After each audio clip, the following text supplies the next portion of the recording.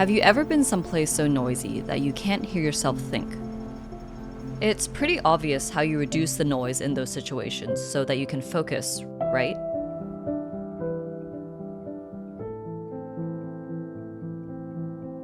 When it comes to life, though, that's a whole nother story. If you're new here, welcome to The Space In Between, a series in which I'm sharing my experience of transitioning from one phase of my life, the phase where I dedicated over 11 years to law school and working as a lawyer, to an entirely new phase. The natural next question that comes to mind is, of course, what's the new phase? What's next?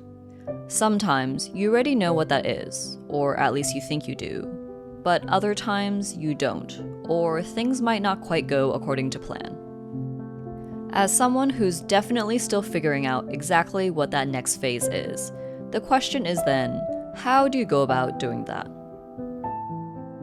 A few people did actually ask me that in response to my last video, how to proceed or navigate this in-between stage. And unfortunately, I would be lying if I told you I had directions for that, since I'm still feeling that out for myself.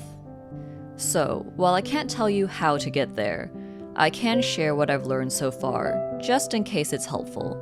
Or, who knows, maybe it'll just be food for thought.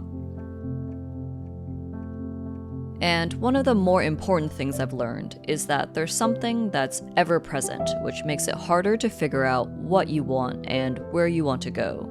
And that's noise. Noise isn't just the sound of traffic or the telephone ringing or your colleagues talking in the office. Noise can also be a lot of other things, whether it's social media, the opinions of other people, the pursuit of perfection, or holding on to regret.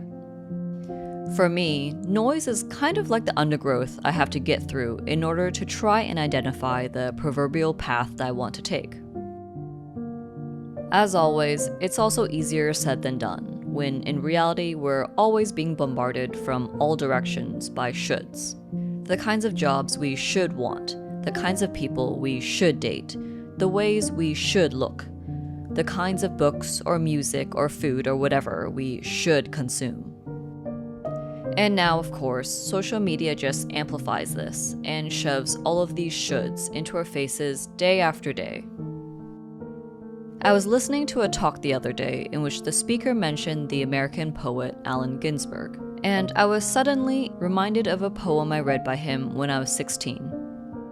In case you're wondering, the poem was A Supermarket in California, but that's not really the point.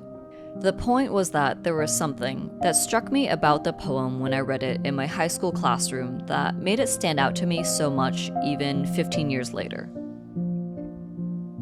It's a feeling from a time before I got so distracted by shoulds that I almost forgot how it felt. I think the best way I can put it is that it wasn't about the words, but more like the experience of appreciating something freely for what it is, or being able to recognize when something before you just feels right, without that appreciation or recognition or feeling being drowned out by the noise of shoulds.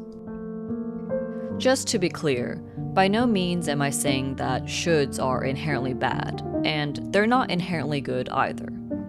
They're just a fact of life, like noise. And also like noise, it's not about getting rid of it. It's just a matter of recognizing it for what it is and then managing it so it doesn't distract you so much that it keeps you from hearing yourself. As for how you do that, I think that's really up to you. At the end of the day, there's really no path until you walk it yourself, because, after all, no one can really tell you who you are except for yourself.